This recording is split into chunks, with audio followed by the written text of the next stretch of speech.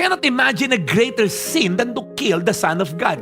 I mean, ano pa ba mas magawa? Nang babae ka, nag-pornography ka, pero pare, pinatay mo yung anak ng Diyos. Pare, ano pang mas malaking kasalanan doon? And yet, Jesus, God, is offering you a second chance. So ikaw na nakikinig ngayon, Pastor, prostitute ako for the longest time. Pastor, addict ako for the longest time. Pastor, nakapatay ako. Pastor, napakasama ako. Pastor, may unforgiveness ako. Hindi ko alam kung anong kasalanan mo. But there's a chance to go back. Ano pa ba mas worse to kill the Son of God? But even that, God offers an invitation. Repent. Change of mind that lead to a change of direction. 180 degrees and then change of direction.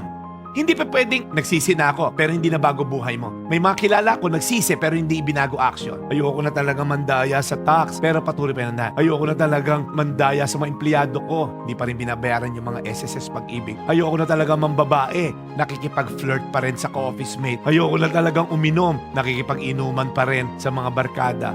Ang pagsisisi po ay hindi lang basta, okay, nagsisisi na ako o nangihinayang ako sa ginawa ko, kundi ito'y tungkol po siya sa pagtalikod sa mali at pagbalik sa tama. Kayang burahin ng Diyos ang ating mga talaan ng kasalanan na parang hindi kailanman to nangyari.